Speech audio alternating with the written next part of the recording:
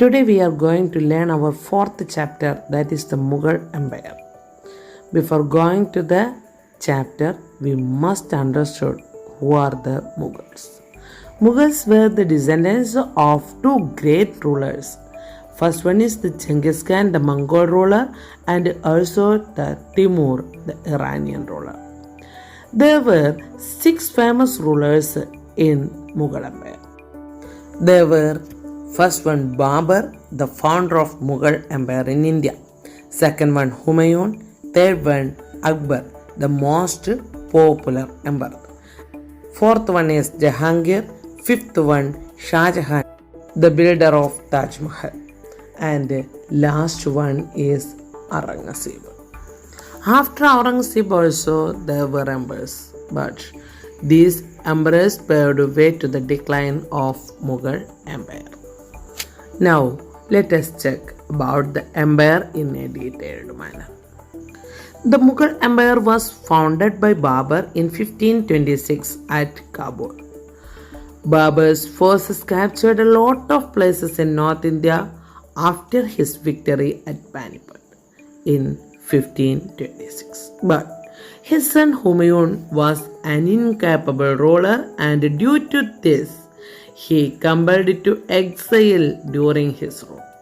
He exiled to Persia, and this resulted in establishing a diplomatic relation between Safavids and also the Mughals. After this, he came back to India, and with the help of Safavids, he success in his war and come back to the throne. After Humayun, his 13-year-old son Akbar ascended to the throne. During this period, Mughal Empire extended to almost all parts of India. But Akbar's son Jahangir also was an incapable ruler and was addicted to opium also. But his son Shah Jahan raised India's fame almost all over the world through his art and architecture. But his younger son Aurangzeb was a Muslim orthodoxy and seized the throne from Shah Jahan. During his period, India gained political and economical strength, but his diplomatic attitudes was a failure. After Aurangzeb, Mughal Empire began to decline. The last Mughal ruler, Bahadur Shah Zafar, was overthrown by British Empire, and thus Mughal rule came to an end. Even though the Mughal Empire established as a foreign dynasty, later it mixed up with a lot of natives, mainly with the Rajamus. For example, the mother of Jahangir, Shah Jahan, and also Aurangzeb. Now we are going to check about the political administrative system introduced by Mughal Empire. While we are analyzing the administrative system of Mughals, we have to see two main administrative systems introduced by Mughals. They were the Mansabdari system and the Jagirdari system. Mansabdari system was introduced by Akbar. It is an administrative system to fix the ranking of officials, their duties of both civil and military, and also their salary. Mansabdar is an individual who hold a mansab. Mansab means a position or rank. Then what is the Mansabdar? Mansabdar means the person who have a position or rank in the administration of Mughals. So that is called the Mansabdar. The person who had a rank or position in Mughal administration is called Mansabdar. For example, the Mansabdars who had the rank of 1000 or below 1000, they were called as Amir.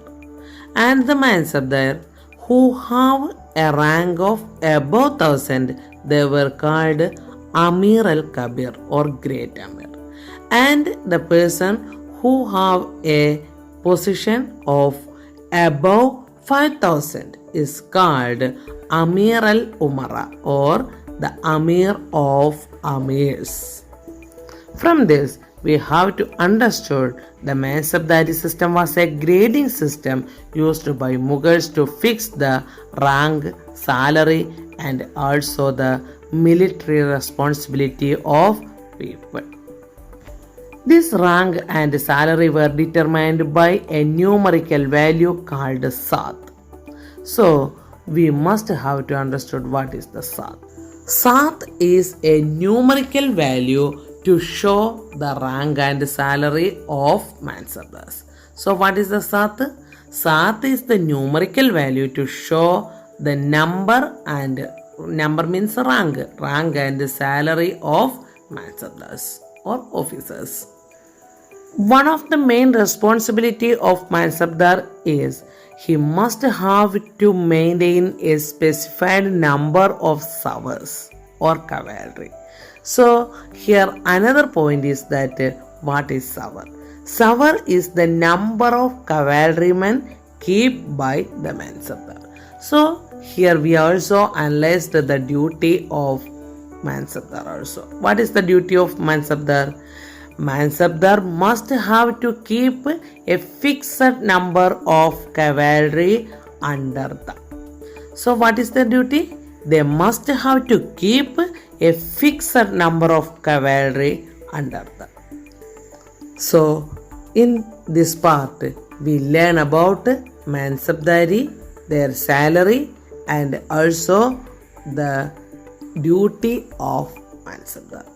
Next we are going to learn about another term, that is the Jagirdari system. Jagir is the revenue division of empire. Then what is the Jagirdar? Jagirdar is the person who collects revenue from Jagir. In most cases, the Mansabdars may be received these Jagirs as their salary. Then what will happen?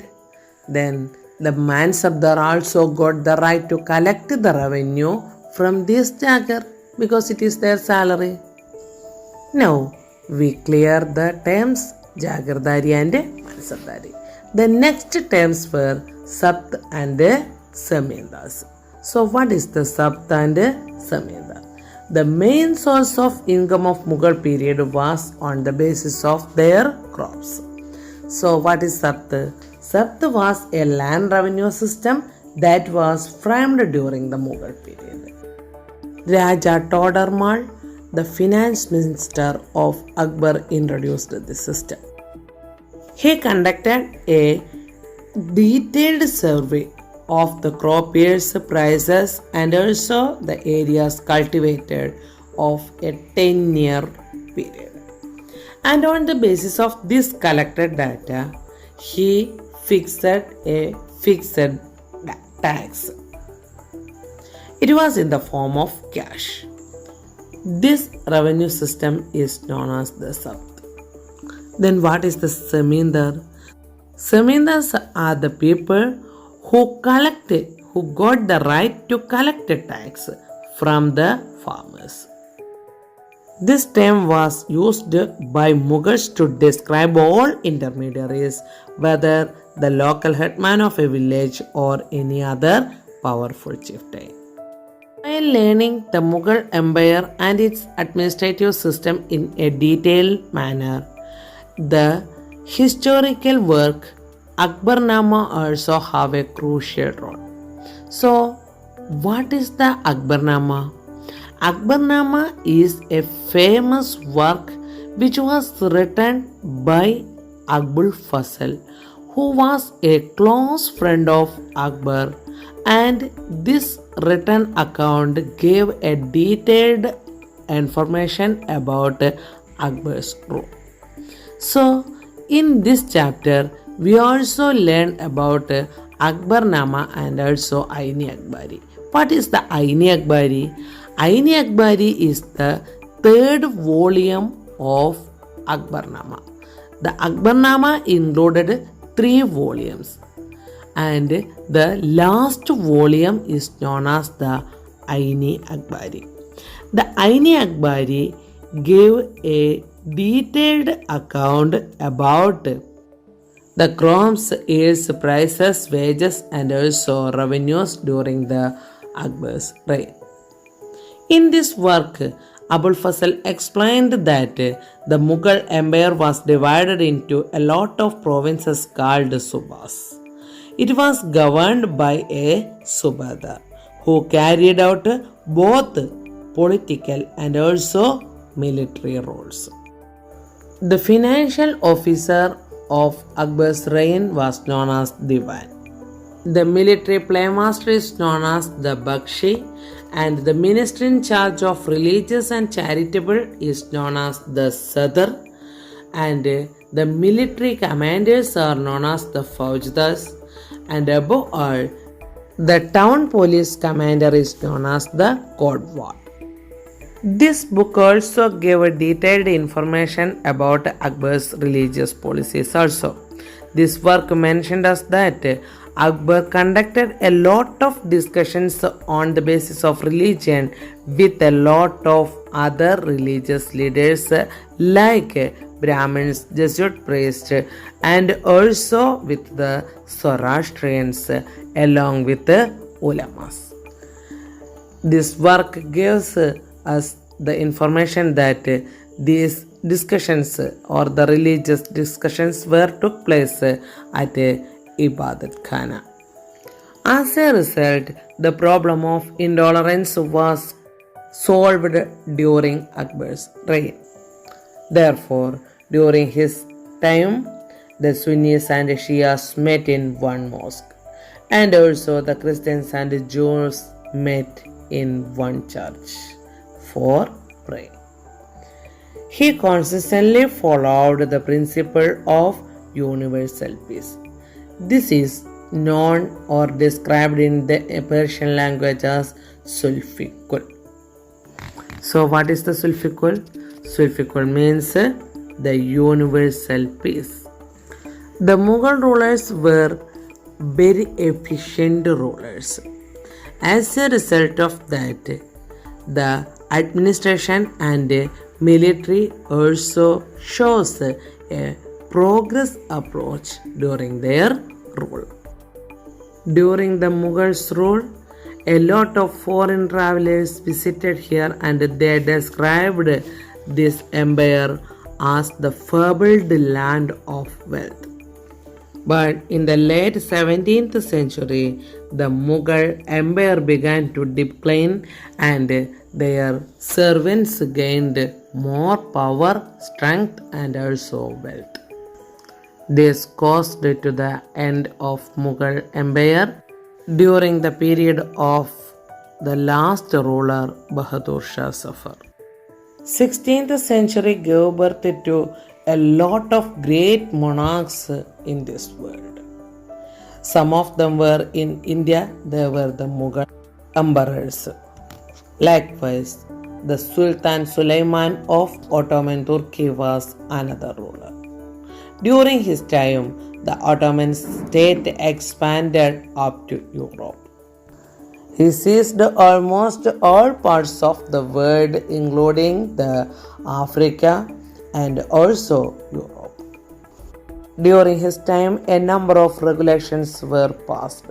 Therefore, he is also known as the Al-Qanuni or the lawgiver. But in the 17th century, the both empires come to meet the end. The Mughal Empire come to meet their decline in India, and at the same time the Ottoman domains also come to their decline. So in this chapter we learn about the Mughal rulers and their administrative policies in a detailed manner. I hope all of you understood this chapter very well. You must have to read the chapter and also listen this record. I will send you the works related with this video in our group. So please watch the video very carefully. Thank you.